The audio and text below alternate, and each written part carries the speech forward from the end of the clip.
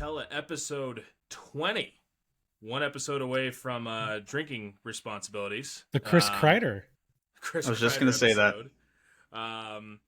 Brett Leeson. We are Wings on Katella, representatives of the Sporting Tribune. I'm going to go once again from my left to right, which never works, but we're going to make it work. So the man, no, he's not even a myth or a legend at this point. He is the most publicly known member of the Wings on Katella group and the new host of Ducks in Deep, Zach Kavanaugh, who covers the Anaheim Ducks for the Sporting Tribune. Zachcav on socials. How you doing, man?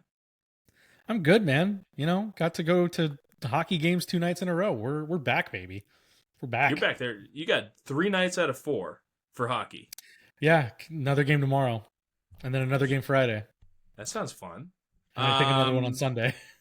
Next man on my left, as you can tell, I'm diagonally across here, which probably means he's right below me, is the actual man, myth, or legend, and the man that was ready to drop everything today in the scenario that Mike Trout had an important announcement instead of just meeting with the local television folks about home run number 400. That is Thomas Murray, Tommy Lee Murray. How you doing, man? I'm good, man. After fighting the 57 traffic, I was able to come home and take a nice little nap before this, so I'm re-energized. I got my coffee, and let's do this thing. There you go. Thomas covers the Angels for the Sporting Tribune as well as the Ducks. Also, Jack Janes. So, he's here. Hey, Jack. Jack Janes, we've always said the best-looking member of Wings on Katella. You can argue that all you want. It's factual. Look at us. You're beautiful. Jack Janes. He's got a collared shirt. Out of the 4 of us, he's the one with a collared shirt right now. He's the one that came straight from the office. He's the one that's not in his 20s, or that's still in his 20s. He's the one that's still in college. That's the problem. Jack, what's going on, man? How's Arizona? Warm. Allegedly, it's supposed to get down to the mid-80s next week, but I don't believe it because it keeps saying that, and then as we get like 2 days before it's supposed to happen, it jumps right back up to like 95 to 100. So cautiously optimistic that it's going to be like normal levels of warm. I can deal with that. It's been we have been anywhere from like 52 to like 92. My body is not adjusting well. So we talk Orange County sports here. Angels, Ducks. If you weren't aware of that already, and we're 20 episodes in, go listen to the last 19. They were great. So we're gonna start off with some Angels chat today. I think we're gonna all have different structures of what we're gonna talk about, but in the long basis, the Angels implosion at the end of the season. They have been bad. I'm sure you can use other adjectives. Too bad, but it is relatively just the word bad. They've been bad for the last week, 2 weeks, 3 weeks, 4 weeks, and as we're going to kind of dive into this, about 3 months. Who wants to start? I've got my notes about some things that we're going to touch on, but at some point here, Zach, you've mentioned it many times over. It's the same thing. It's insanity. You do the same thing over and over and over. Why don't you start? The Angels implosion of the last however far back you want to go. I mean, thankfully I've been taken up by hockey to not be so bothered with it. But you know, it says something that the only 2 Angels highlights I've seen in the last week are Mike Trout's 400, which obviously, and Zach Neto chugging a beer on the Jumbotron last night. Look, I said it when we did like our first episode of like, oh, you know, maybe the Angels are different. It's like, no, they're not. No, they're not. What do you think's going to happen when we get to the end of this? Is it going to be the same thing? And you're like, well, no. And it's like, okay. Then there's that little bit of optimism. They hook you all again. And we all like, oh, maybe. Hey, they swept the dog. Look at it. No, doesn't matter. I don't know. I don't even know what to say about it anymore. Truthfully, like, it's just, I'm numb to it. It is this September tradition that you look at the last homestand and you're like, wow, 6 games in a row at home, it could be exciting, and it absolutely isn't. And I mean, showcased by the fact that they had 1 day off and they all took it, like Logan O'Hoppe and Zach Neto and Caden Dana are all sitting between the benches of this Ducks game, literally chugging beers. I mean, Neto's injured, right? So it, you know, not really affecting how the team's playing, but still, it's you know, fool me once, shame on you. Fool me twice. I refuse to get fooled.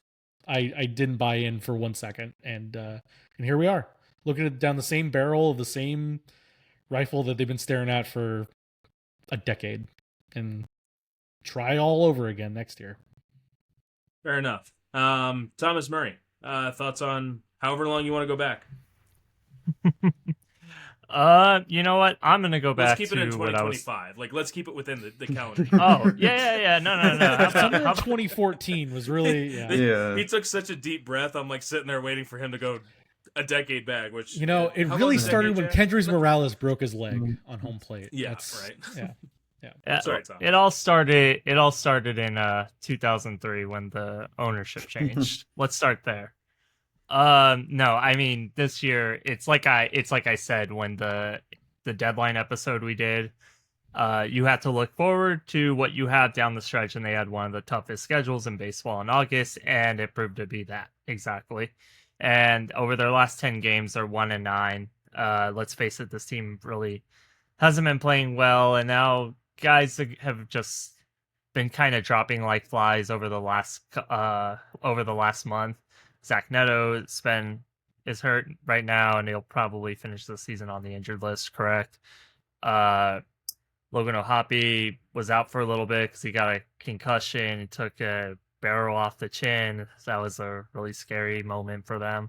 Nolan Shonwell just came back to the lineup, but a lot of that stuff was happening at the beginning of the month, and I mean, as they kind of started to drop, you started to see the lack of depth that this team has, and when you don't have any depth, you are probably going to go 1-9 throughout your next 10 games, and you're going to drop series to teams that are almost historically bad, like the Colorado Rockies are this year, who just avoided the worst season in franchise history the other night by beating the Angels, I believe, or it might have been earlier in the week.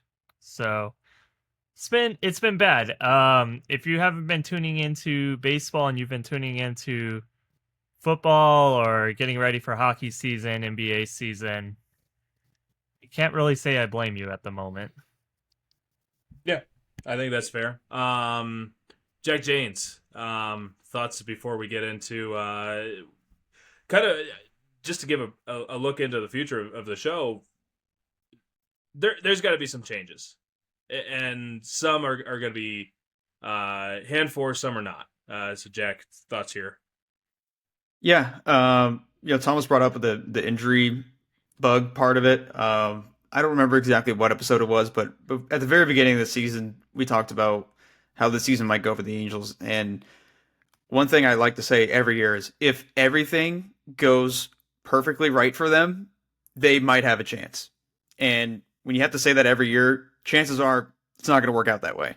I will say it was kind of nice having good or pretty much good health for the Angels for the first, I'd say 75% of the season, and then it really fell apart over the last month. But you asked us how far back do you want to go on this? If you look at Baseball Reference, they're 1-9 in their last 10, 6-14 in their last 15, 10-20 in their last 30.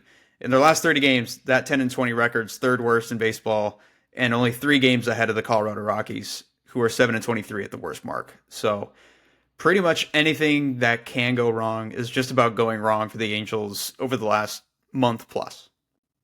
Yeah, you kind of stole the way I was going to go about it. Is the Angels over the last 50 days, right? 19-31. The only teams worse than that: the Mets, the Twins, the Rockies. One of those 3 teams is not like the others. Obviously, the Mets have bigger issues, but the Twins, the Rockies, you didn't expect the Twins here. The last 25 games, Angels the worst, other than the Tigers and the Rockies, which the Tigers obviously in a weird collapse. I had it in front of me, and I've got to pull it back up, but I believe it's 96 days ago. Let me see. Yep, exactly. 96 days ago is the day that Mr. Ron Washington decided to step down, or the Angels had him step down, whatever it is. In the Ray Montgomery era, Angels 34-49. That is matched for the, if I have this right, the third worst record in baseball. If I have it right, I might have it. Oh no, that's it. is the third worst record in baseball, tied. The only teams worse are the Nationals and the Rockies. I think the White Sox are even above that. I think the Athletics are even above that. I think the Twins might be in there too somewhere. But either way, regardless, I'm not going to point fingers at Ray Montgomery. He was thrust into a position unnecessarily to a degree, but at the same time, Ray Montgomery has less wins than Ron Washington did as a manager this year with the Angels. I cannot imagine he is brought back. I think if he is brought back, that is a Perry Manassian decision. I also don't believe that Perry is the one that's making the decision about who is behind the bench outside of the singular man, right? I think Ray Montgomery was one of his guys. He got the bench coach role. I'd love to see Ray back in that kind of capacity to some degree, but Angels have to make a change behind the bench here. And I didn't mention any names to any of you guys, so this is a little bit open platform as to who you think should be the Angels' next manager, assuming that Ray Montgomery is not that guy. Let's go backwards. Jack, who are you thinking? I mean, there's been a lot of smoke around Albert Pujols. Obviously, there's familiarity with him, with his 10 years with the Angels and the service contract he still has where he has to show up every year for spring training. And he's made it clear he wants to manage. He managed the Dominican Winter League. I believe, correct me if I'm wrong, I believe he's managing Dominican Republic for the World Baseball Classic, right? I don't know. He was with Licey, and Licey usually wins. I know that he was the winning manager for the Dominican Winter League, and it was with Licey, which Licey usually wins. I could be wrong on that, or just it was speculation.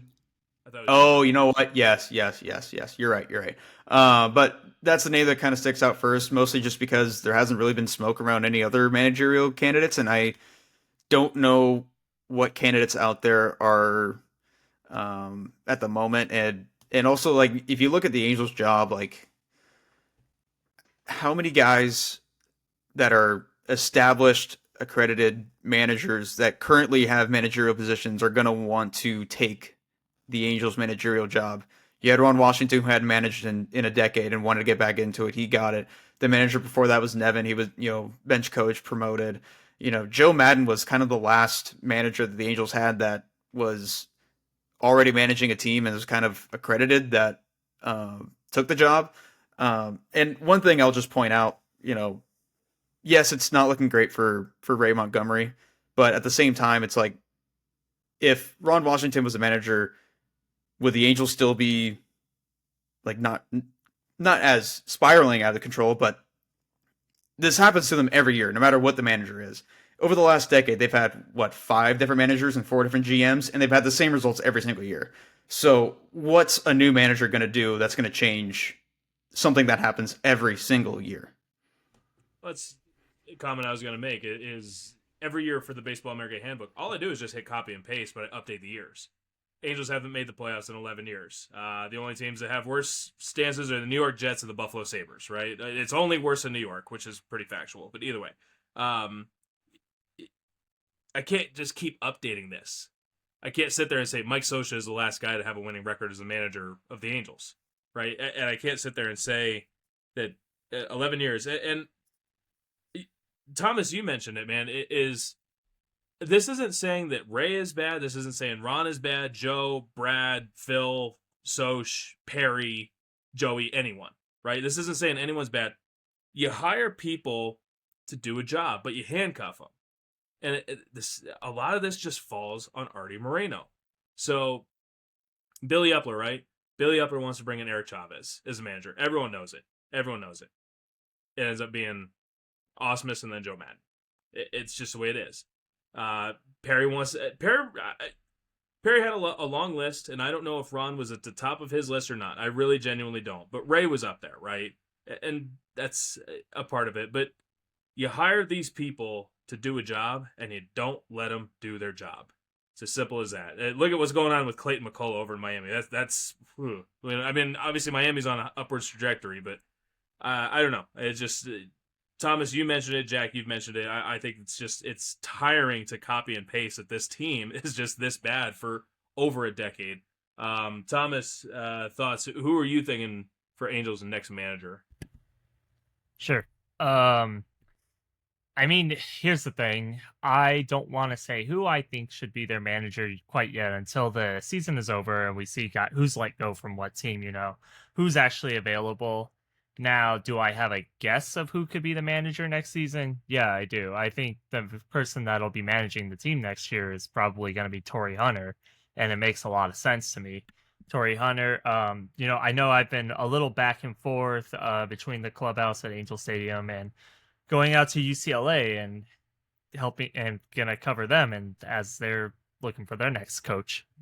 I love that kind of stuff. But anyway, no, I think Torrey Hunter just makes a lot of sense for them. He's been around the clubhouse a lot more lately. I feel like when we were there, at the beginning of the season, we didn't really see him as much as we are now.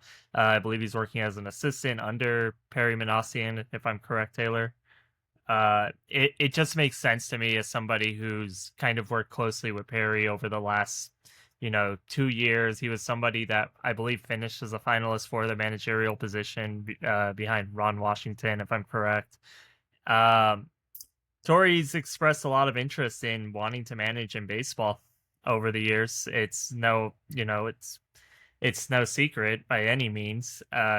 Just looking at it though, you look at this like, okay, it's Perry's last year, potentially working as the GM of the team, and who's he gonna get? He's probably gonna get the guy that's been working under him over the last year, somebody that you can see eye to eye with, and it's really just kind of next year could really much be Perry Manassian's last dance with the Angels, so that's kind of who I think they're gonna end up with, but I'll have an answer for who I want them to get probably by our next episode.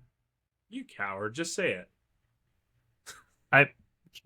I really don't. I'm sorry, I had to. No, you're good. No, there's a point to that. Torrey Hunter was very involved in the interview process when the Angels did hire Ron Washington.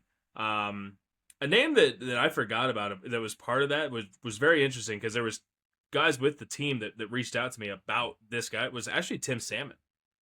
Which I thought was very interesting because I would not have ever placed him as a managerial type.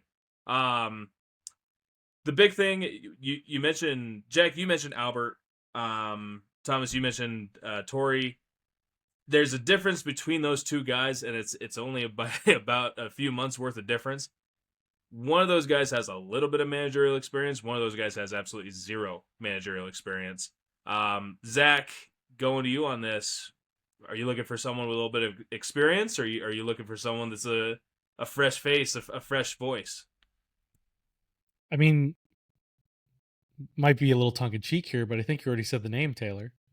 Why not pull a Randy Carlisle and rehire Mike Scioscia? What's he doing right now? Right?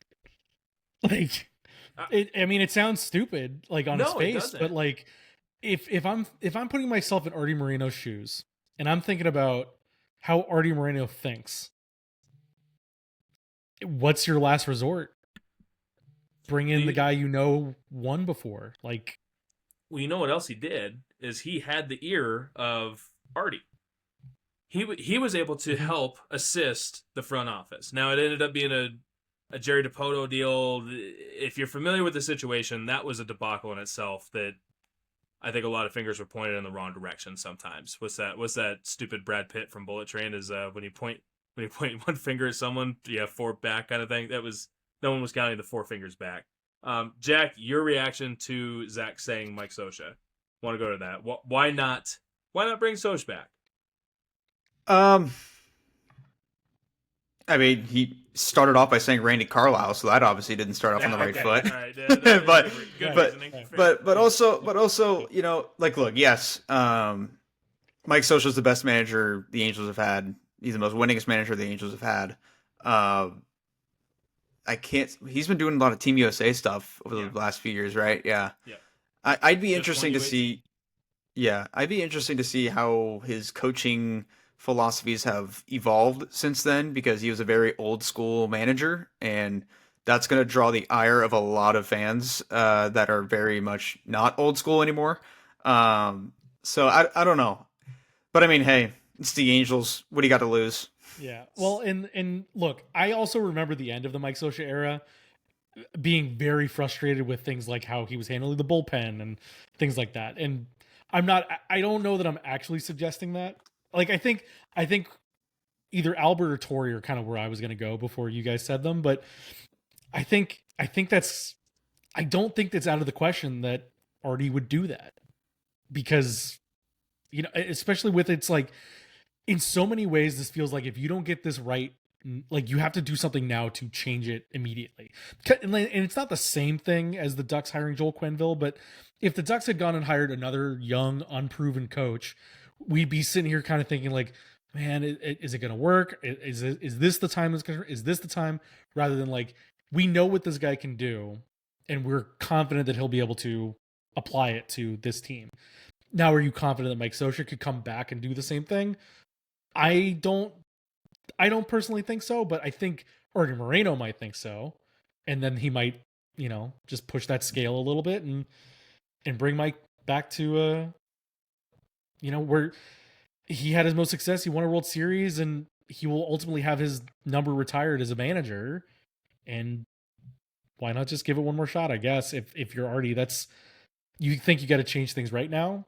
You got to go with a proven hand and somebody that knows your organization, and that's how that goes. Taylor, you might know better. What was Scioscia's relationship with Trouty like? Incredible. Yeah. There you go. Jack, you mentioned something, and I want to agree to disagree in a sense. Scioscia was analytically minded at the start of his career. Now, I understand the difference between saying old school to the old, but think of Francisco Rodriguez, right? Scioscia was the first guy to start using high leverage relievers in high leverage positions, right? He was one of the first guys to analyze and he would switch around the leadoff man. The problem with Scioscia was more about utilizing the young guys and how he utilized them, is the way I would perceive it. And you can see it with Mike Trout's first, first 50 games or first whatever, his first stint in the big leagues. Didn't do great with that kind of stuff, and always pushed towards the defense as opposed to the offense. And that's the Napoli-Mathis thing. We can go to all kinds of different things about it. But I think Scioscia was very much key-minded as to how we're going to overall process the entire team. Using Yunel Escobar, who never walked as a leadoff man, was a big process because you knew he was going to put the ball in play early. It was a very unique style. So I love the Scioscia. I would love to see Scioscia back. I really would. The one I would lean to is, with where this Angels ball club is, this is a team that needs a voice for development, a voice for moving forward, and a voice that's going to defend these kids. Ron did a lot of things. I love Ron Washington, but he did a lot of things that pissed me off. And one of the big things was he would throw his players under the bus. Now, I understand accountability, but throwing a player under the bus is not something I believe in under any circumstances. And that was something I think you need someone that's going to defend these guys and fight for them. I think a name that you guys may or may not know, Keith Johnson, is the guy that's at the top of my list. He is the Salt Lake Bees manager, has been on and off for the last about 15 years. This is a guy that has a connection with all of these guys to some degree. I think he is the right one developmentally. He's been the first base coach for Miami not that long ago. Does that sound right? But anyway, a guy that has over 1,000 managerial games, has been in positions at a high level, has also had winning seasons in the last 10 years, something the Angels need. So, I don't know. Keith Johnson is a guy that's Andy Shotzley, another guy that's internal with the Angels, is someone. Dream scenario for me, and I'm going to jump on Thomas's toes because I'm going to start speculating on some things for the summer or for the winter. See, look at that, Zach. Look at that. I said summer for winter instead of winter for summer. I did a great job there. Dream scenario: AJ Hinch gets fired because of the Tigers' collapse and comes over to the Angels because AJ Hinch is the best manager in baseball under all circumstances in my mind. I love AJ Hinch. I know that there's a lot of baggage there from the Houston days. Big AJ Hinch fan. I think, though, one thing that we all mentioned, and Thomas, you mentioned on it, no one has been let go yet. But I think we're not much of a speculative group. The four guys here are not a speculative group, but I think it's safe to say that the Ray Montgomery era of this and the interim thing is going to end in a week. We are recording on Tuesday, by the way. I don't know. Any other thoughts on that, guys? I mean, yeah, AJ Hinge, that would be a great name. I would love to see it.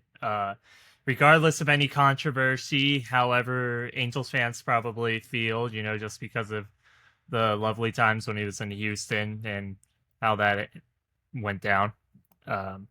I would like to see it though. I mean, I think you get someone who obviously, as we talked about, experience. That's going to be the major thing. That was the one thing I did like when they hired Ron Washington was this: you got experience. You got somebody who's done it, and you kind of knew the direction the Angels were going to head into. This direction right now, where developing young guys, getting them to play, and I think Ron was great for this era of Angels, and it sucks how it ended for him. I don't think he's coming back personally. I would really be shocked, but I think putting AJ Hinge with this group would do wonders for the Angels. And if let's say the Detroit Tigers fall off the track, similar to how the Baltimore Orioles did during the playoffs last year, and he gets let go, that's great opportunity for the Angels. I would jump all over that in a heartbeat. I really would.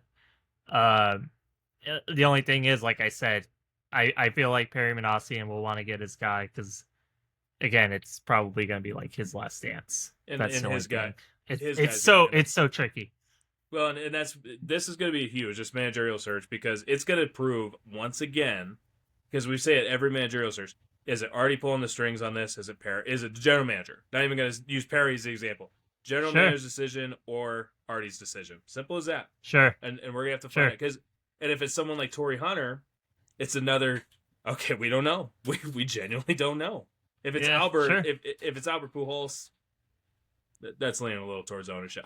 Albert's one of my favorite guys. I love Albert, but that's an ownership call. You know that. Yeah, it definitely is. The one thing I always compare the Artie Moreno to in terms of just ownership in sports is he's always just reminded me of Jerry Jones of the Cowboys. Just a little too hands-on at times and involving himself too much. And yeah, I don't know. Let your guys work. Look, I wish Artie was more like Jerry Jones because then we'd hear from that's him what's crazy, right? We would hear from him once in a while. Like, yeah, that's the only thing that's a little crazier. Is so frustrating from the outside. Speaks once a year in Arizona, and that's kind of it. Yeah, big thing for me. Not even once a year. Yeah, at this point. Big thing for me is not taking any football advice from Thomas Murray. So that's a big one. Hey, buddy. Rams prove they can hang. They prove they can hang. Now, can they hang for 60? I don't know, but they prove they can hang. They prove they can hang for 59 minutes and 58 seconds. Yeah, we won't talk about it. We won't talk I'll about take the that. Rams on this. I'll take those 2 seconds. Hey, the Rams used to play on Katella. We could work. That is true. They did. Yeah, they did. They used to practice at. They used to practice at Brookhurst Junior High back in the day. Yeah, that's when we're gonna cut Thomas entirely from the podcast. So we're not getting football Thomas on this. I almost ate a cheesesteak yesterday, and I said, "Wait, no, I can't do it. Not after." Hey, it's cool. It's cool. Hey, I think the Rams are a great team. So I couldn't believe the Eagles pulled that off. They should have won that game. Well, they should have. Speaking of cheesesteak, we're gonna save the Trevor Zegras comments for later. I'm looking at my notebook here, guys. I've got Angels stuff. I want to talk real quick about the low minors. The Angels low minors. A lot of questions about the talent in the Angels farm system and how good it is or how good it isn't how they're developing. This has nothing to do with that at all. Very interesting note, there were 5 guys in the Angels farm system that were on 3 championship playing rosters. Two championship loss rosters, 1 winning roster, but 5 guys in the span of 13 months got 3 championships worth of experience. It was Ubaldo Soto, Hayden Alvarez, Brian Vergara, Marlon Quintero, and one more guy, and I can't remember who it is, and I feel bad. But either way, the Angels go to the DSL Championship in August of 2024. They win the Arizona Complex League Championship here in 2025 and finish runner-up in the California League Championship in 2025 here in a 13-month span. Just something that I thought was really interesting. got to kind of go and watch that. Trey Gregory Alford was outstanding, up to 102. Or no, last pitch of the season for Trey Gregory Alford in affiliated ball was 102. And he struck out Johnny Level, super prospect for the Giants. Thought it was really exciting. Dylan Jordan is a legitimate starting pitching prospect. Someone that I think a lot of people could get behind, get very excited about. Dylan Jordan was the runner-up for Baseball America Angels Minor Leaguer of the Year. Just want to make a note of that because people have been asking. Rowdy Rodriguez was on that team as well, the Angels Minor League Player of the Year for Baseball America. There's a lot of fun players. I want to see how they develop, and we're talking the difference between rookie ball and low A all the way to the big leagues, so I'm not going to get into that. Just something that I thought was really interesting was that you have guys that are playing for championships in the low minors that are getting that experience when, that part of the organization is winning. The rest of the organization, not so much. But having that winning experience and being able to carry themselves together between TGA, Dylan Jordan together, Ubaldo Soto in that group. Very exciting. Very, very exciting to see it. So, kind of, any thoughts on that, guys? Anything extra before we dive into the other two? I got a question for you. I got an answer for you. Yeah, because remember we were talking about, a lot of the guys on this team haven't really played high-level championship-style baseball in the past. Well, what do you think, like, in terms of these kind of playing in these games? Do you think that kind of translates over to them in the future? Absolutely. Just, I guess, a bright sign.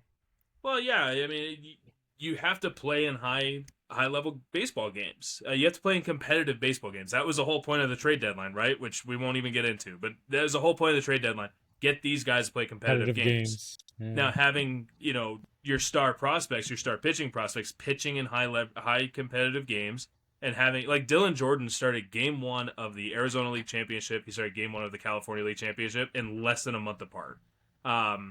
That's huge. That's substantial for his development. So, yeah, it's remarkably important for these guys to have that. Now, performing in those scenarios, that's a different scene, because learning how to fail is part of baseball. Baseball is a failure sport. It's a complete failure sport. So if you, like Dylan Jordan, had his worst outing of the year, I think, in the California League Championship Game 1. And it wasn't all that bad, but still, learning to fail in scenarios and how to rebound from them is going to be remarkably important for these guys.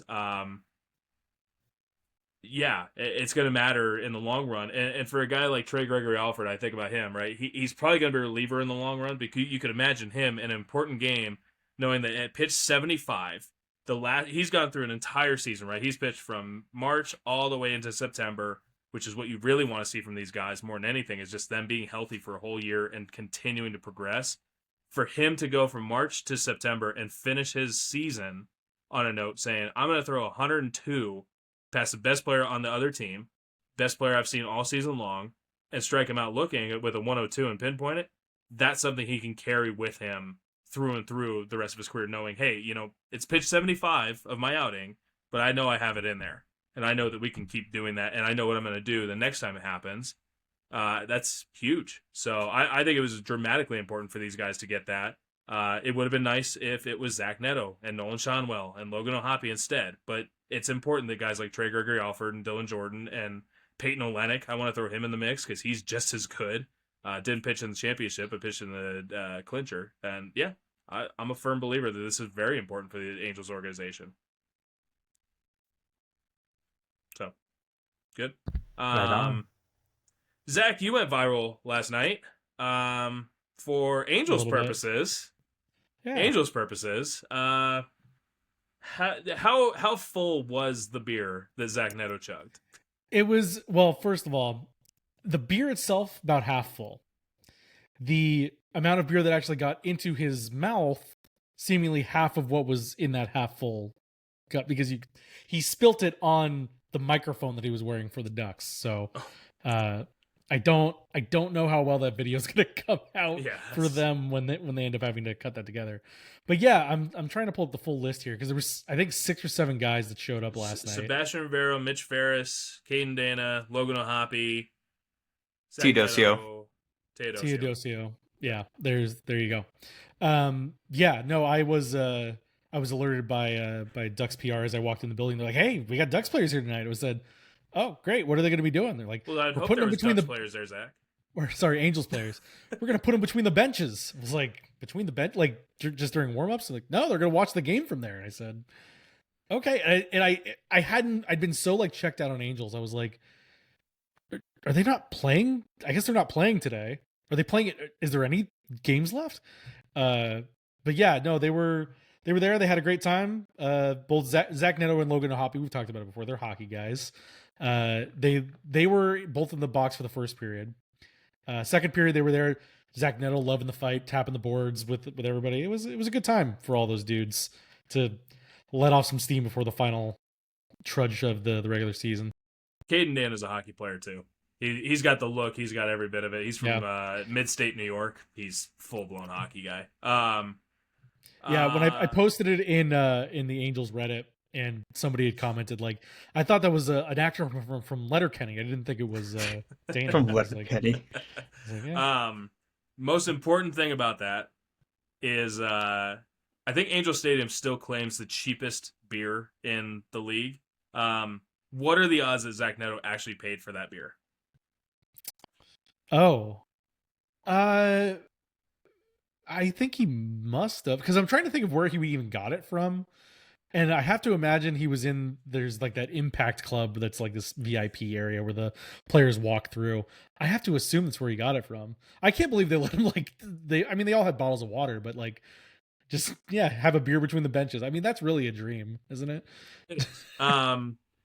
Closing out on Angel stuff, we're gonna wrap the show on some Angel stuff related, and Jack, I'll get to you on that. But Thomas, you wanted to talk about the automated balls and strikes challenge system being implemented in 2026.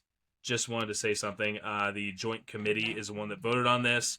I want to make a note that the joint committee consists of 6 owners, 4 players, and 1 umpire. So whatever goes to the joint committee is going to go to the owners, no matter what, because that's how the vote works.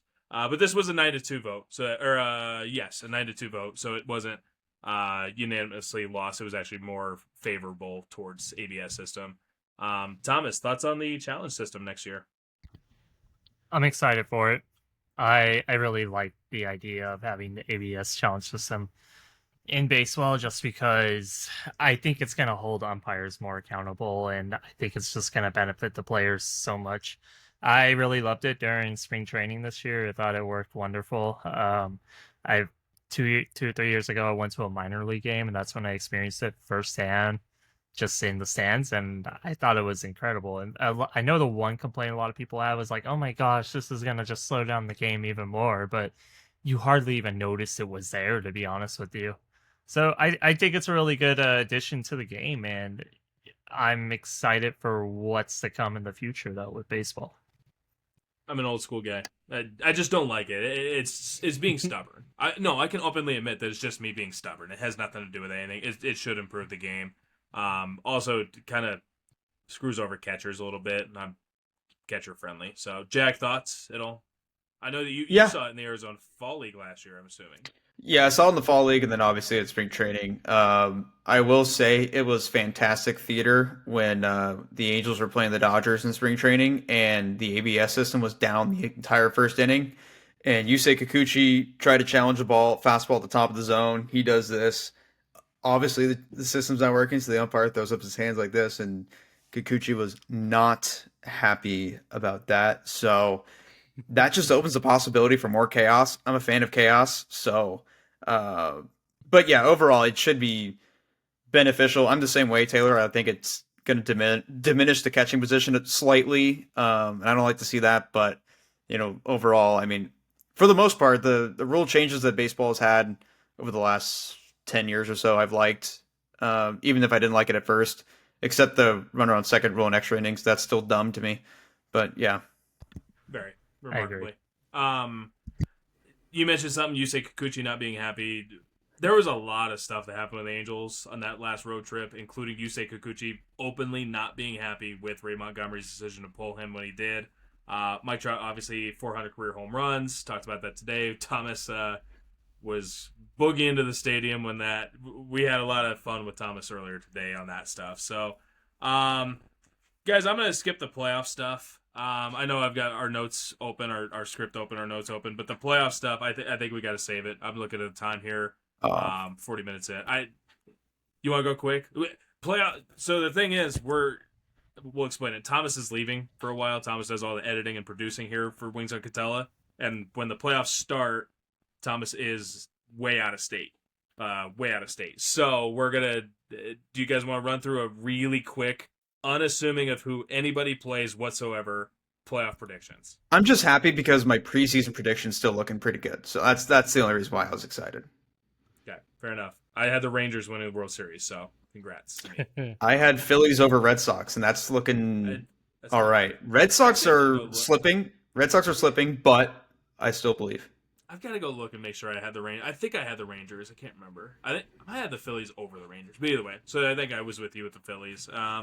Thomas, we're not going to talk about Philly. Did you have the Phillies? I did not have the Phillies. You know. So are you? He accidentally put the Eagles. So wait, let's. Yeah, so Eagles for World Jack, Series. real quick, Jack. Are you staying with the Phillies over the Red Sox? Yes.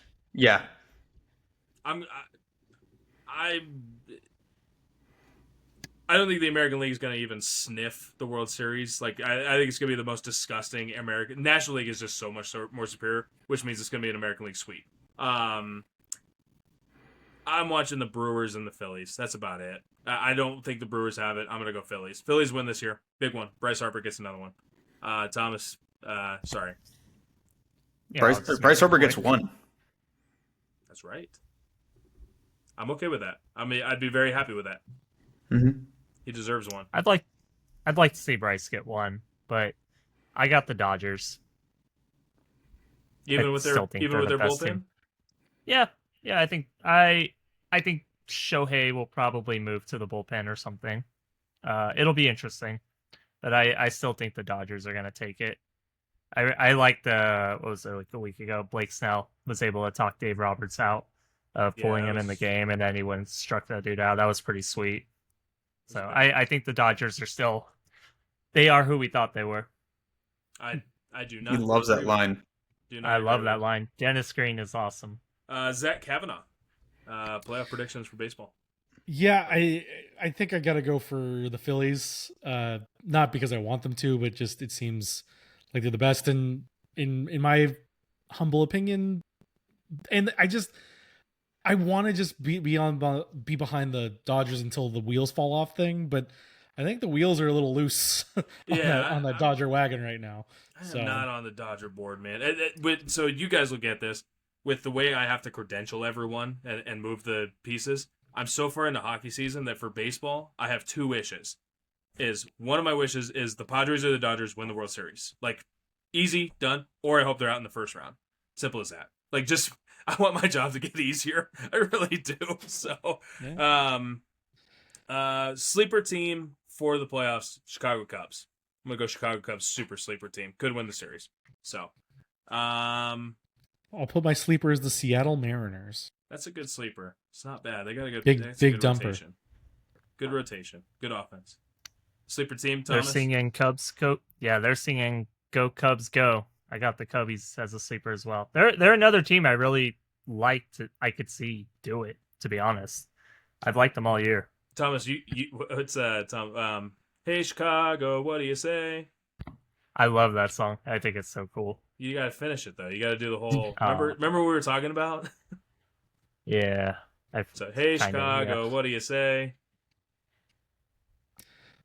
Oh come on, dude! You're not gonna give me my. I'm dropping you're not giving it. me my I'm dropping it. moment. I'm dropping it. Don't go shirtless off the high dive. Screw you guys. Give me my McAfee moment, man. As long as you wear your pants, I'm good. Today, right? Yeah. Cubs are gonna win hey Chicago, what do you say? Cubs are gonna win today. And that's what I was gonna go with. Give me the Mets at 5. Break all the hearts of Chicago.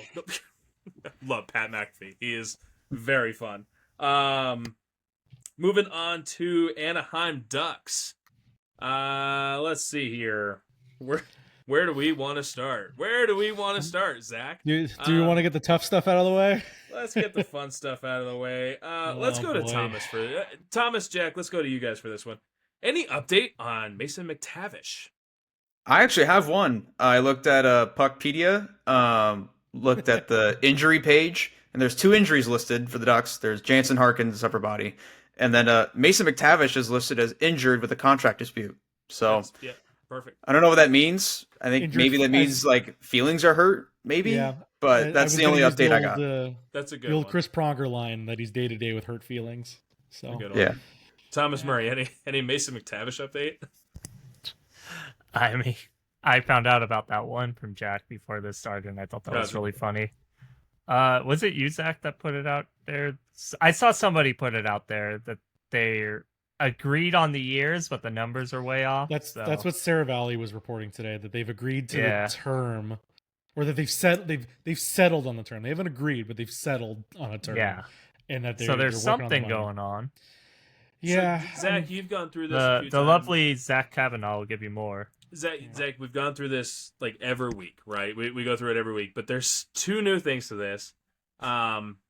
You had the opportunity to bump into an important person in Mason's life last night, which I'll let you take that. And also, Sure. we've asked this before, but is this going to? How much further can this go before it completely ruins Pat Verbeek's legacy, and also ruins next year's negotiations?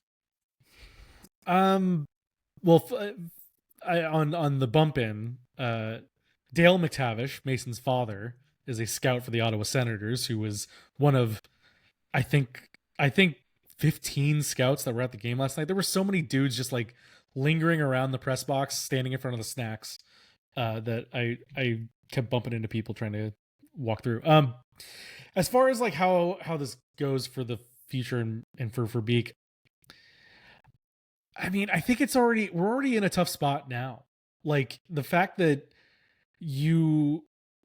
I when we were going into training camp, I put together a timeline, right, of cataloging his thoughts every time we got to talk to Verbeek over the offseason. And at the end of the season, it was, he's a priority. And then by the time that we got to July 1st, it was, hey, what's the update? And like, well, now we have the time here to start getting serious about this. So it's like, so you weren't serious between April, May, and June? You had to wait till July to start getting serious? And even still, like, there wasn't any public movement on any of this until September. And, you know, Mason was here, he was practicing, he was working out with everybody. He went back to Ottawa like the Monday or the Tuesday of training camp, as reported by Elliot Friedman, and now we're at this impasse. And he's already missed the first 2 preseason games. I noted it in one of my notebooks as well, that I think the thing that's tough about this for Mason, beyond like the coaching staff stuff that Verbeek said to us in his preseason presser, Mason is a notoriously slow starter to the season. And the idea of him starting, like having to get back up to, not up to speed with his fitness because he is skating, but just up to speed with systems and everything else, I just feel like that's such a big negative.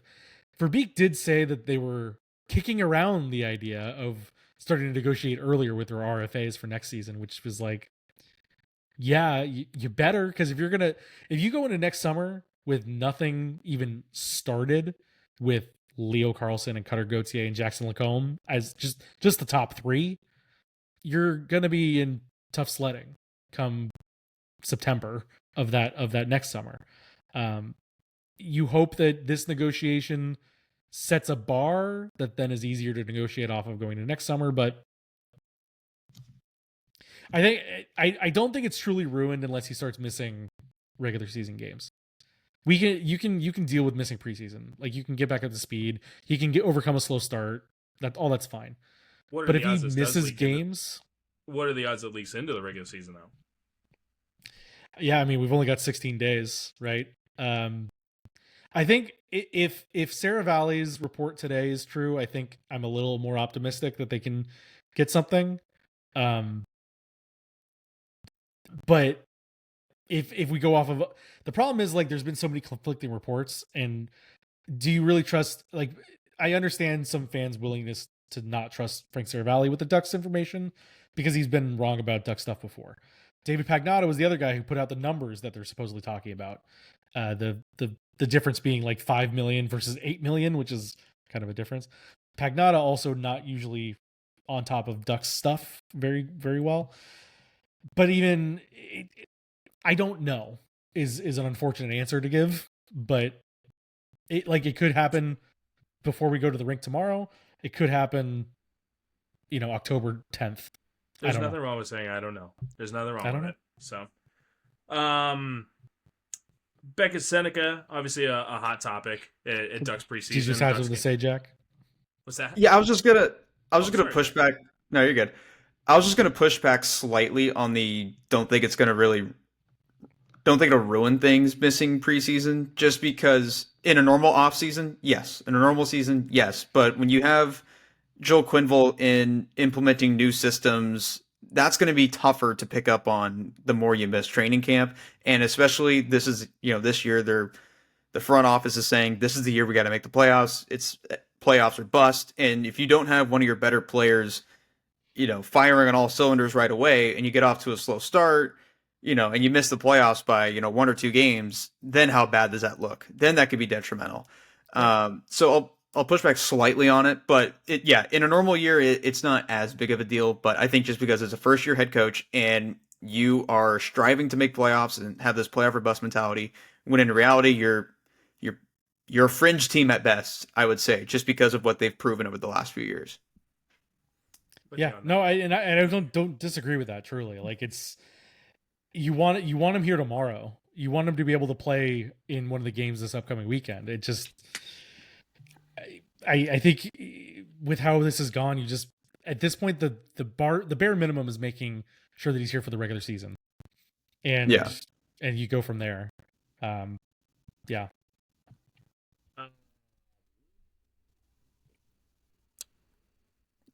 You were talking about Beckett Sennecke? I'm going to switch gears. Jack messed me up, man.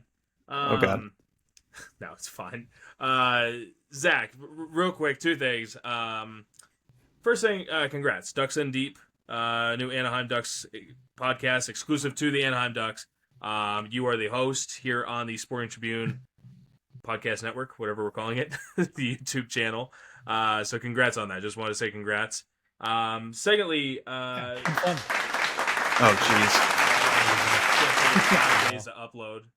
Wow. 5 days to upload. We're going to have to deal with the Riverside stuff. Secondly, thoughts on Joe Quenneville. You guys mentioned Quenneville. Initial thoughts on Joe Quenneville, preseason thoughts, and then we'll go into the young man that is the hot topic of Ducks camp. Yeah, I mean, obviously, once we got into camp and started talking about hockey, I was a little bit more excited to get into the weeds with him about hockey. And honestly, it's only been the 2 preseason games and varying rosters, of course. But I think in just my initial impression is these systems that he is putting in here are so much more suited to what this roster is than anything Greg Cronin was trying to do. Like, and it's funny because when you talk to Quenneville a little bit and you can see it in the comments, they're not that far off in terms of like the function. You want to get out of the D zone quickly and you want to put a lot of pucks on net. Okay. Baseline, that's what every hockey team wants to do, I guess. But, that's the stated goals. The way Cronin wanted to do it, the man-on-man system, didn't suit the personnel that the Ducks had. The way Greg Cronin wanted to do it with the high-low shots, just peppering the net, not that the Ducks couldn't do it, but it wasn't a way to really generate what you want. The way Quenneville is doing it, where it is more aggressive, it is a zone system where you're collapsing on the boards and forcing turnovers and having those defensemen, when they do push up, to continue pushing up the ice all the way, which you can do with a Jackson Lacombe or Nolan Zellweger or Pavel Mintyukov. I think all of that just fits what the Ducks want or what the Ducks have so much better. And it's an initial impression. It's 2 preseason games. The first one, an AHL roster plus Cutter Gauthier, and then last night the more NHL roster. But I like the initial impressions, and I think it's so evident how much everybody in that room automatically respects Quenneville the instant that you bring him up, and just what's your first impression? It's like, well, I mean, the resume speaks for itself and all that sort of stuff. So I think that alone is, you're not starting like earning this guy's trust and worrying about like, does he know what he's talking about? It's like, no, even if we don't agree with what he's saying, we still trust that he's saying the right thing because he should know what he's doing. The guys love him, and I think the system fits the team better. So that's my initial impression. Thomas, Jack, any initial thoughts? Minus the one we're going to talk about. Something I noticed last night. Was it Troy Terry that set up the goal for Drew Hellison? Was it Terry set up for Hellison? Yeah, the first one. Very creative. Very creative. Did not. Yeah. I'm a firm believer that Troy Terry is a systematic player. I've had this argument with a lot of people, as I think he's a systematic player, and seeing things like that makes me believe, hey, there might be a little bit more there. There might be quite. There's more movement. There's more ways to get him into space and to allow him to stick handle around guys, which he can do, and find lanes. Yeah. And that's what I mean when I say I think this all works better for the roster. Yeah, I was not a big Troy Terry believer, but one play is not going to make the difference. But that play singularly is like, okay, this guy, and he's done it before. He's done it in the past. I can't say that it's just one play, but it's one of those things where progressively watching Troy Terry be a systematic player has never changed my mind, and now it's like, okay, this is a guy that might be able to hit that extra gear for me. So, Thomas, Jack, any thoughts? System quarterback, huh? Yeah. System but yeah. I mean, just like Zach said, I'm not going to make any bold takes or big, 2 preseason games, until we get about a month into the season, then I'll take stock into what I'm seeing. But I will say they do look more cohesive in the defensive zone. Under Greg Cronin's man-on-man system, they just seemed like they were chasing their tail the entire time, and they get caved in, and they can't get out. And because they're playing man-on-man, they get tired and exhausted, and they don't have the legs to win puck battles and loose pucks and all that good stuff. All the things we've lined up for this podcast's entire existence. They looked a lot more cohesive. They looked like a team. That's about as in depth as I can go, just because it's only 2 games, but they look more like a team in the defensive zone than they have in the last, I don't know how many years. Thomas? Yeah. I really haven't been able to watch too much of, especially the last 2 preseason games, but kind of going off of what I've been reading from lovely Zach Kavanaugh and going off of his social media, seeing those things. I think you're seeing a team kind of maturing, getting better, improving. And I think we're going to see the Ducks take the next step. I don't know how far is the next step. I'd like to see them make the playoffs. We'll see though if they, if that is a realistic goal. Everything kind of changes in sports once it's the regular season versus preseason. It happens all the time. Angels, for example, won the Cactus League a couple of years ago, and they finished back to back. Yeah, put some respect on their Cactus name. League champs. Damn right. Yeah, so we'll see how things go in preseason, or the regular season. But I think the Ducks are trending in the right direction for sure. Big thing when it comes to this, we're going to touch on this probably on our next show, is preseason predictions to some degree when it comes to NHL. The Ducks are in a mix with a lot of insane. It's going to be the wild, wild west. The Pacific is a wide open division. I was having a conversation last night, and I asked a notable Kings fan, I said, if the Kings finish second in the Pacific, would you be surprised? He says, no. I said, if they finish 7th in the division, would you be surprised? He says, no. And I think it's genuinely that wide open. I think the Pacific is such a wide open group right now, between Vancouver being very interesting, Calgary incredibly interesting, quietly underratedly interesting. Edmonton is what they are, whatever. They are who we thought they were. They are awful, worst, hate them. Anaheim looks great. Anaheim looks interesting. Anaheim's very fun. So I think the Pacific's going to be a very wide open group. Seattle, another team that has a lot of speed. That I didn't think they'd have the speed they had. They had good speed, good goaltending, good speed. I don't know if the defense is going to let them stick around. Good goaltender. Anyway. What's that? Yeah. Good goaltender. Elite. Good goaltending. Elite Franchise-altering goaltender. Joey Decourt. Joey Decourt. Love Joey. What a guy. What a guy.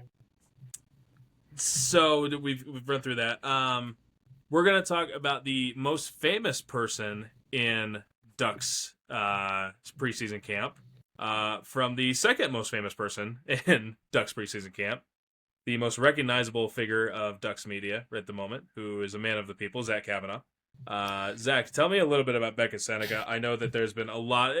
Everything is centered around Beckett this preseason, right? It is maybe not everything, but a lot is centered around him because they have to make a decision about him. And has he put on the weight that they want him to? Is he strong enough to play at the NHL level right now? Yeah, they're certainly giving him the showcase. Playing him in back-to-back preseason games is not something you normally see for anybody, let alone your top prospect. And not only playing him back-to-back games, but nominally on the top line. Like the first one is, you're playing with Cutter Gauthier, yes, but then Ryan Poehling, so kind of whatever. And that was a very up and down game for Beckett, some highs, some lows. Kind of again getting his feet under him. But he was much better last night. The first period was slightly rough. He gets rocked early by a pass where he probably could have just tapped it in, kept his head up, move around, and then took a penalty into the period. But then the second, he was much better, finding those gaps, working well on the power play, I thought. And then, not the cleanest goal in the world, but pushing forward, staying with the puck and staying strong on his stick to not get bumped off of it and finish a play. Quenneville said that he wants them to they want to find more consistency for him. And I think in these first two games, that is exactly what I am seeing, is that there is these times where he looks great. And then there's other times where he makes a backhand pass of nowhere and you're like, what are you doing, man? And there's times where it's like, hey, you're strong on your stick there. And there's other times he's getting bumped off the puck. So it is kind of that up and down. What does that mean for him going forward is like, I don't know. You can't hide him, right? It's not like you could hide him on a fourth. No, because if you're going to make him what he is, you have to play him in a spot where he's used. You have to put him with the Kreider, Carlson, hopefully Mason McTavish at some point. Yeah, you're not going to put him on the fourth line with not Jansen Harkins now, but right. You got to have him in the right spot. No, so is he strong enough? I want to say, like, when it comes to his strength, I had been kind of wavering on it.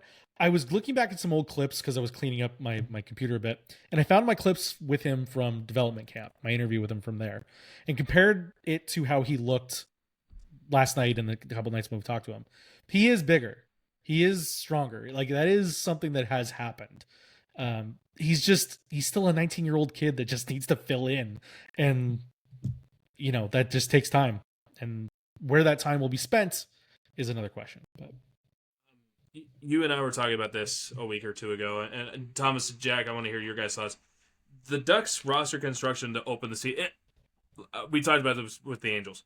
The May roster for the Anaheim Ducks, their April roster for the Anaheim Ducks, significantly more important than what they're going to put out on October 14th against the Penguins, right? Significantly more important. But what we're watching in the preseason when it comes to roster battles with the Anaheim Ducks is essentially the 12th, 13th, 14th forward and the 6th, 7th defenseman. Beckett Sennecke very much involved. You mentioned that Jansen Harkins, who obviously sustained the arm injury, he's going to be out for substantial time. Ross Johnston is in that mix. You and I have talked about Ryan Poehling. I feel like is a little bit safer in this mix because of what they've been doing with him, but yeah, and the fact that they acquired him for Trevor Zegras, right. Like you have to play him. Igor Sidorov is a name that you and I had countered each other on a little bit in our phone call. Looks good in his short sample in the preseason, right? When you're looking at that 13th, 14th forward and the 12th forward as well, obviously reps are going to matter, contract status, etc. And obviously we're talking about, what was it? Who are the guys that are going for that 6th, 7th D? Is it Hellison and Luno is who we're down to? Hellison, Luno, and Ian Moore, yeah. And Hellison, I think, is pretty much in there at this point. It's more a Luno. So who do you guys want to see get that 13th skater, or that 13th forward, 7th defenseman spot? And open floor. I mean, in a perfect world, you want Sennecke because he takes that next step that everyone's saying he's going to take and shows his third overall potential. But I just don't want to put too much pressure on that, just because, when he was drafted, it was kind of known that this was kind of a project. He wasn't necessarily a third overall pick because he was the consensus third overall pick. They picked him because he had so much upside. He just needed to fill out his game a little bit more. Obviously, he was 18 when he was drafted, so he's gonna have to fill up the body anyway. But the biggest thing Zach went on great in depth about Sennecke right now, but the only thing that stuck out to me was just the turnovers. It just seems like there's plays that he makes in juniors that don't get made here. So he could benefit from going back down and not making the roster. So then that opens the door for, maybe like a Yegor Sidorov or, Tim Washi. He played a couple games last year. So it's going to be interesting for that. And then for the defenseman, I think this is Tristan Luneau's time to really take a step forward and to earn a spot. I think the last 2 years he's made the roster out of camp, I think. Yep. And I think I would say it's safe to say he'll at least crack the roster right out of camp. Whether he stays throughout the season, I don't know yet. But I think this is a good opportunity for him to take that next step for him. And then Ian Moore, I don't know if it's this year. It might be next year. I don't know. Put some respect on the name, man. I like Ian Moore. I really do. Yeah. It's just he's got Radko Gudas and Jacob Trouba and Hellison and Luneau ahead of him. It's just going to be tough for him to do that. It's funny that we alleviated the left-hand logjam finally, and now we go into next season and all of a sudden there's a right-handed logjam. But it's a logjam that can't but be. Like Tristan it's a different logjam. It's a different logjam, though. I know. It can be fixed. Thomas, I know you haven't watched a ton. You mentioned it, but any thoughts on 12th forward, 13th forward, 6-7D?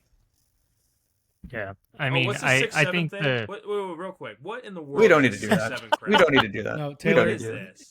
You some said things are better not known. Taylor, it's literally nothing. That's what I thought. It's literally nothing. 6-7. Thank you. So 6-7D. It's from a song. It's from a thing that became another thing that became a meme. Yeah, that became a yeah. meme It's on of a TikTok. meme. It used to mean something. It has no meaning whatsoever anymore. It's just the thing kids say. Hashtag swerve. Sure. Lamborghini Mercy, baby. Thomas. Good song, man. I can't believe we're talking about 6-7 on here. We That's been we the cannot play Lamborghini Mercy on this podcast. No. Hey, 6-7's been the highlight of high school football this season. I just want to say that. Every There were time children teams are- at the when I went out to the Ontario preseason game, there was a group of kids sitting in front of us because the press area was sort of among the people, and these girls were singing K-pop Demon Hunters the entire time, which perfect, good, love it. Cool. And then every intermission there was they had like a party Zamboni with like people on it, and they would be yelling at the children on that Zamboni, just 6-7, 6-7, 6-7, and I'm like, what? And the kid would wave, and they'd be like, "Yeah," and then they do a lap, then come back around.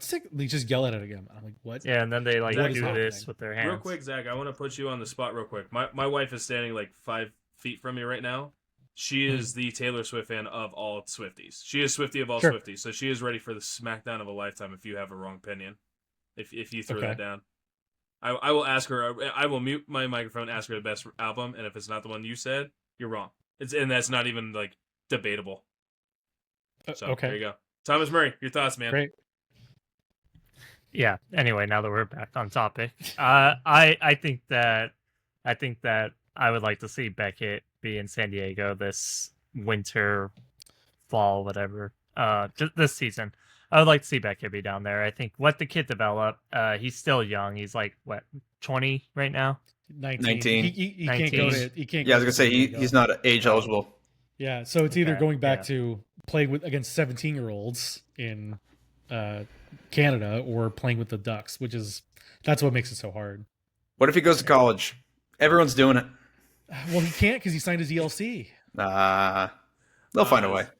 All right, Zach. What's the greatest? Yeah, but if he plays with adults, he'll probably get killed, right? I mean, I know you were saying he's growing into his body. Well, if he stays in the NHL, what they will do is what they did with Leo Carlson, where they will play him like once every three games, and on the game days where he's not playing, they will put him through a hell of a workout in the weight room, just to keep him, because the whole thing is to monitor him closely and build up his body, because that's what he needs the most. It's about game count, not day count, correct? Yeah. So he could be a healthy scratch 73 times this year. Yeah, because it's you. Once you play your 10th game, you burn the first year off your contract. But if he stays up, it isn't for that 9. I don't think they're going to do the Shane Wright thing of like trying to, dink and dunk him around and scratch him, send him to the AHL, put him in World. No, there's no point to doing that. I think I think you've answered this before. He cannot play in San Diego for the playoffs. He at all whatsoever. No. He cannot play in San Diego this year. No. Zach, what is? I think if he had played in junior, I think once his season is over, he could. But I think that's it. Zach, who you got for 6'7"? Who you got for 6'7" and 12-13? I think. I mean, it depends on what your opinion of who the 6th and 7th players were, or the 12th and 13th. I think the fourth line is Colangelo, Nestorenko, Paling. That's what I would do. And then, with Harkins out, I think it might be Washi, and I think it's going to be Washi and Sennecke, and I think you cut Ross Johnston because I think Ross Johnston is a holdover from the early days of Verbeek's ideology with the Ducks and Cronin's ideology with the Ducks. I don't know that Joel Quenneville is going to share that opinion, but he did score a goal last night, so maybe he's proving himself as being worthy to stick around. But I think if the Ducks' decision comes to keeping Beckett Sennecke on the NHL roster or keeping Ross Johnston, I think my decision would be pretty easy. But that's that. As far as the defensemen go, I think it should be Luno as the guy that stays up. But also just watching him so far in the preseason and when we talk about guys that have built up, this guy is humongous. Like his physical body has built up so much in the last 2 years. I think he should be playing. I don't think he should come up and be the 7th guy in the press box. And Hellison has proved enough, I think, to also not be a guy that should be sitting in the press box. So now we're in logjam territory. And I think Ian Moore would be benefited by actually playing in San Diego. So I think it's Luno and Hellison, and then you got to make a tough decision every night who's going to be on the ice and who's in the box. I'm with you on the decor. I agree. I agree with everything you just said. Time for disagreements. What is the greatest Taylor Swift album, Mr. Zach Kavanaugh? 1989. Well then, is that what your wife said? It is not.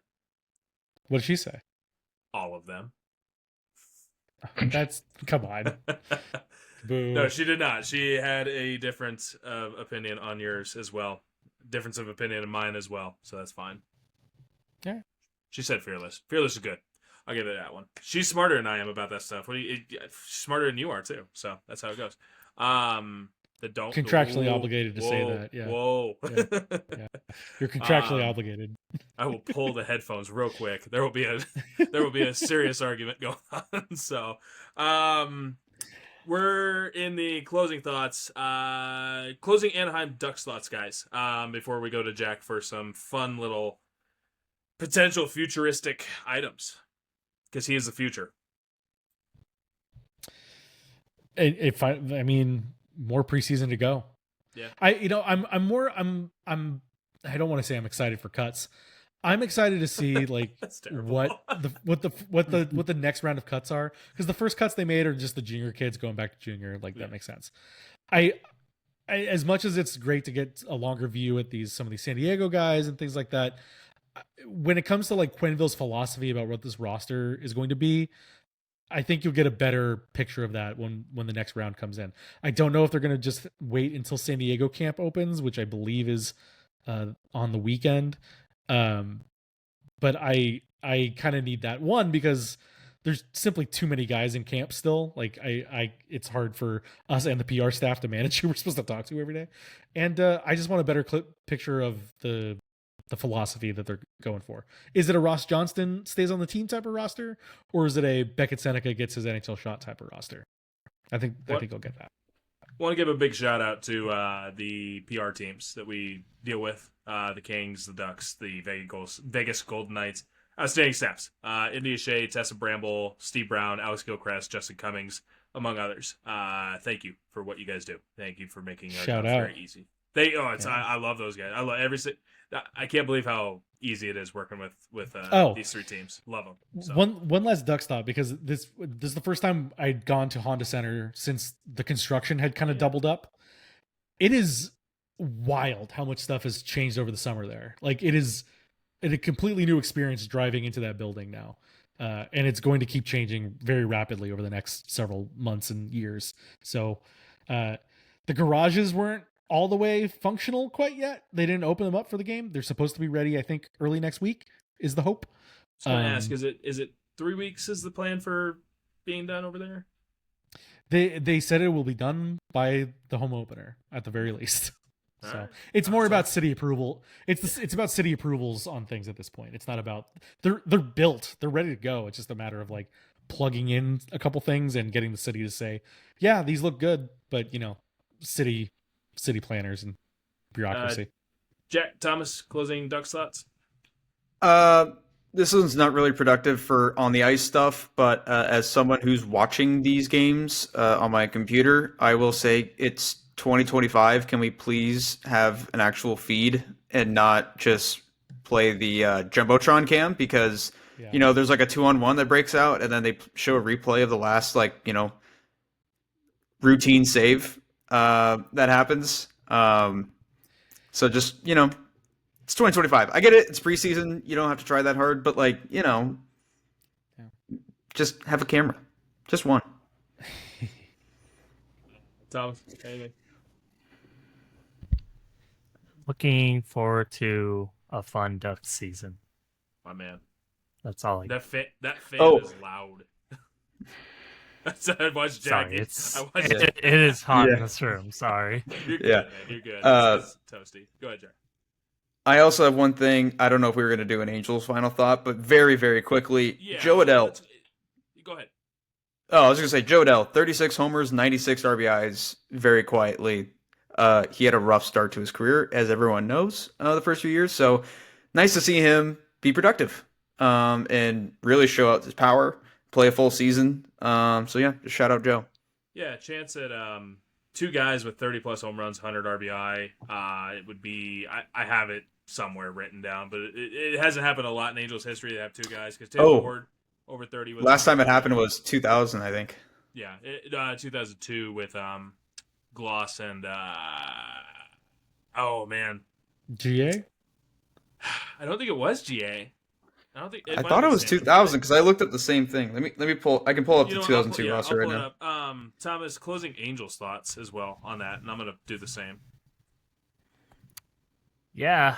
I would just like to say, bounce off Jack right there. I think Joe Adell's been one of the best stories in baseball to watch this year, seeing all the struggles he had. I mean, he even struggled at the start of this season, and I know a lot of the fans on like Twitter and stuff were kind of calling for him to be let go from the team, and people were saying, oh, they messed up. They should have got rid of Adell instead of Moniak. And ever since May, he really just flipped the switch and he never looked back.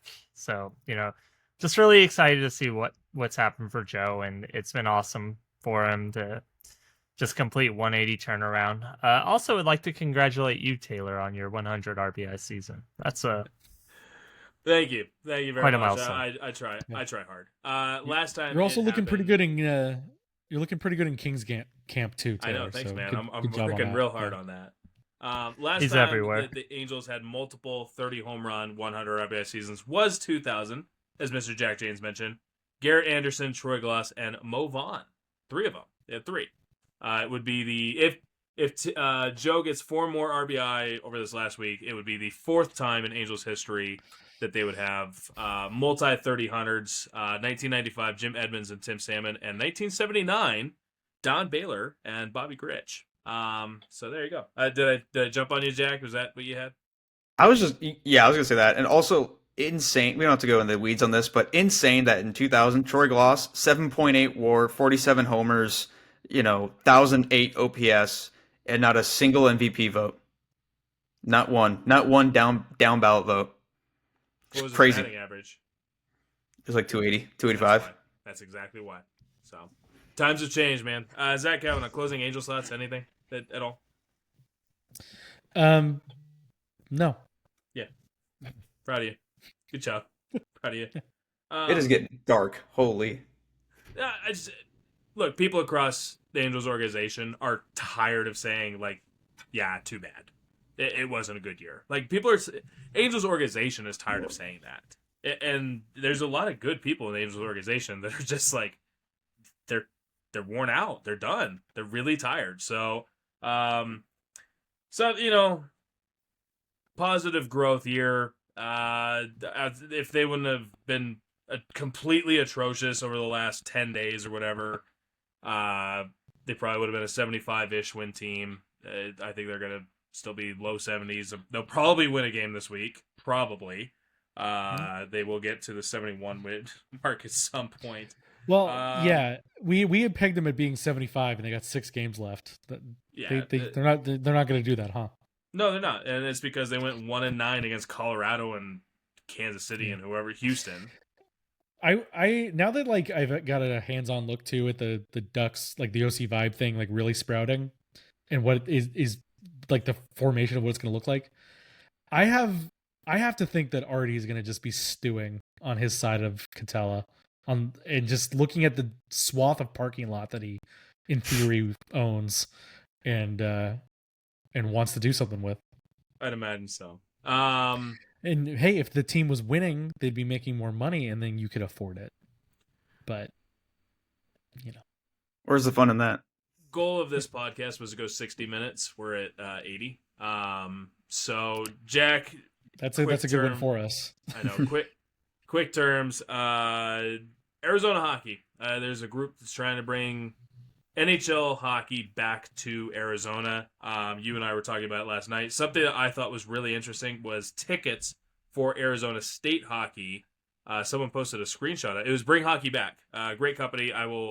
They're not a sponsor, but I will say, if you don't know Bring Hockey Back, go check them out. They're great. Great clothing company. I own BHB. Good stuff. I do too. Big BHB fan. They posted a screenshot of Arizona State hockey tickets. $150, man. $150. So there is a hockey audience in Arizona, but it sounds like there is a group that's trying to bring the NHL back to Phoenix. Yeah, Maricopa County Chairman Thomas Galvin, he got hired or appointed or voted in to take over as chairman back in January, and at his opening statement, he made it very clear he wants to bring hockey back. He wants to bring the NHL back to Arizona, and he kind of laid out this 3-step process. Step 1, create an advisory committee of sport leaders, political leaders, community people around the community to work with Arizona government and to the NHL to try and formulate a plan. That's step 1. Step 2 was to find, I guess there's no really order for step 2 or 3. It's just find an ownership group, and find a location to build an arena. So they took care of step 1. They announced that Shane Doan's wife, Andrea Doan, will be acting as the chair of the committee. Another person that's been announced is Lindsay Fry. She does great work with the Matt Schott. It's a long name. Yeah. Matt Schott Hockey Legacy, Arizona Hockey Legacy Foundation. She does great work there. She's heavily involved in youth hockey out in Arizona. So they got 2 people already announced on the panel, and they said they will be announcing more people in the upcoming weeks. They have another press conference on Thursday. We might get a little bit more information there. So not much to say outside of that in terms of plans, but it's a step in the right direction for sure, and it's kind of brought out a little bit of excitement around town. You can kind of feel it. I loved the Arizona Coyotes. Loved it. Been to games, been to playoff games. Was there for the Dustin Penner goal. Sorry about that, boys. Me too. Unfortunate. I loved it. It was fun, man. I loved that. Yeah.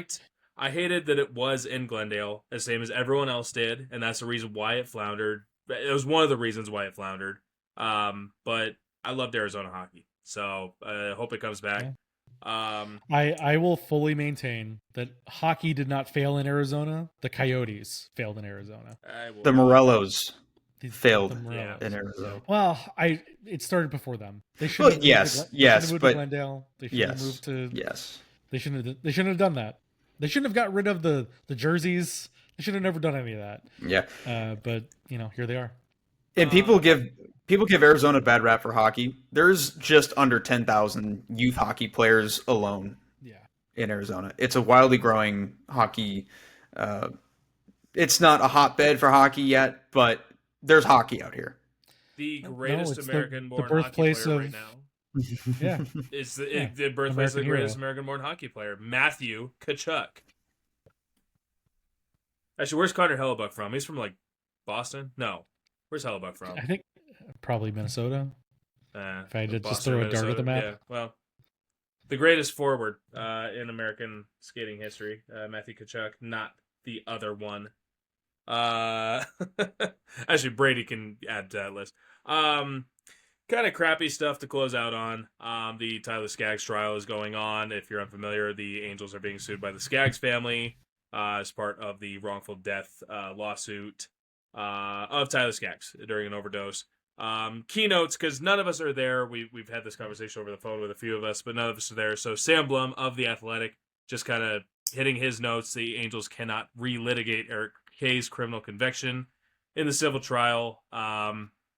The Angels claim they have new evidence suggesting Eric Kay did not provide the pills to Skaggs. They also claim that there was 2 witnesses that provided false testimony in Eric Kay's criminal conviction. Angels are saying there's other substances that killed Tyler Skaggs. There's a lot going on here. The Angels claim that they were being sued for $1 billion. That was not accurate under any circumstances. As I read through this, it is $785 million, which is a substantial mark, but I think it's $400 million in general damages, $385 million in special damages. Part of it as well is that the judge sides with the Angels, says that Tyler's drug use prior to 2014 can be discussed at trial, and the judge rules that Eric Kay's criminal conviction will be presented to the jury. The Angels acknowledge paying for Eric Kay's legal post-defense conviction. There's a lot involved here. There's going to be a lot of names that come out during this process. I want to go full transparency. Eric Kay was a friend of mine prior to all of this. He was a part of the Angels PR, and he was someone I very much well-liked. I liked Eric a lot. Obviously, opinion changes based on circumstances that he created under his own, that he created himself. But there are going to be names that are involved in this process. Do not assume guilty until proven innocent. Some of these names are just going to be in court, right? Just people that are helping the Skaggs family or helping the Angels. Either way, the lawyers have to do their job. So Tyler Skaggs is going to be presented as a villain. The Angels are going to be presented as a villain. The lawyers are doing their jobs. And it's going to be very ugly. Very, very ugly. Very, very demeaning to people that you care about. And some people that you're going to... I don't know. It's going to be very interesting to see how this all plays out. Sam Blum of The Athletic obviously is the one that is covering this, and we want to give credit where credit is due. Sam Blum does a great job covering the Angels and is at the forefront of this court case. Guys, quick thoughts. Anything when it comes to the Tyler Skaggs trial? I mean, you laid it all out. You took all my notes. Okay, sorry. Yeah, you're good. I'm trying to think if there's anything else that you missed. I just want to say this, too, is the Kay family, right? Eric's family is still heavily involved with the baseball world in Orange County. His brother's a head coach at a premier baseball program. His sons and Brett's sons are also playing baseball as well. This is a prominent baseball family in Orange County. Do not let Eric's decisions and whatever comes out in this case about Eric Kay dictate your opinion about the Kay family, because Brett and his kids and Eric's kids, they're good people. They're very good people. So I just want to leave it at that as well. Brett Kay has not, nothing but great things. I worked with Brett because I covered San Juan Capistrano, so Jay Serra.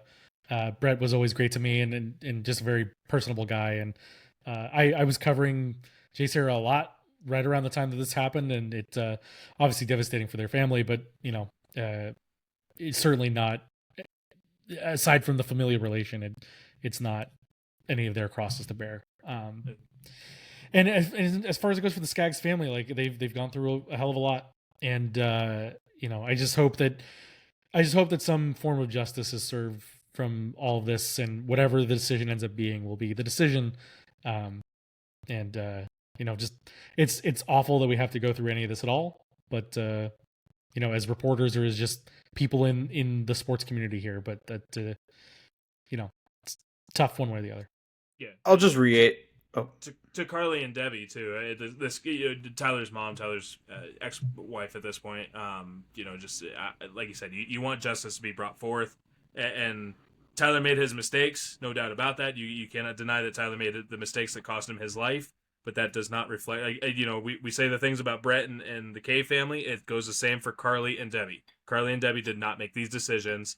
They are not the bad people in this circumstance for trying to get justice for Tyler. Yeah, I was just going to reiterate one thing you quickly hit on about like not assuming stuff or jumping out to conclusions right away. There's going to be a lot of people called to testify, most likely, and it's going to be a lot of names that Angels fans know. Yes. And just because they're called on doesn't mean they're involved. It doesn't mean that anything bad that they did. It just means that they have a perspective on the story that is worthy enough that the defense or the prosecution feels is necessary to bring to court. So if you see names you recognize, it is what it is. Don't assume that they're involved in any way. Thomas? I think you guys pretty much nailed everything on the money. Just kind of sit back and see what happens. And yeah, I don't want to say enjoy the show, Ooh. But I think that's a bad way. Ooh. That's a bad way to put it. Just watch the facts that are listed to you, and yeah. Taylor, we were talking the other day. You have an idea of timelines for people to be aware of? They are hoping to have a jury by October, and I think it was October 6th. Yeah, and they're trying to end this trial before Thanksgiving. That's the goal. I believe from not the defense. The defense wants it to go on because it can something about California law. They can eliminate the trial if it continues to go on, kind of thing. So it's they want to try and end by Thanksgiving, I think is what it is. Yeah. So I would say weekend plans, but it's Tuesday. Week plans. Let's go to Thomas Murray. He's out of here. He's gone. See ya. Sayonara, kid. Sayonara. Yeah, I'm off to New York this week, so it'll be a lot of fun. Bolt up. My girlfriend's a big Hamilton fan, so we're gonna go watch that. Leslie Odom Jr. is performing, one of the original cast members. So that's cool. She purposely got seats on the mezzanine side where I forgot what song it is, but he pretty much looks in our direction, and I think that's gonna be worth every penny for her. So I'll be doing that on Thursday. Going to a Yankee game either Friday or Saturday night, watching the Jack's beloved Chargers play the Giants on Sunday, and just enjoying the city, and I'll be back Tuesday. Should be a great one. When at Yankee Stadium, buy a grub tub. You won't regret it. A grub tub it's a giant souvenir cup, and then on the top of the cup, there's basically a ring-shaped bucket where they put chicken tenders and fries on top of your drink.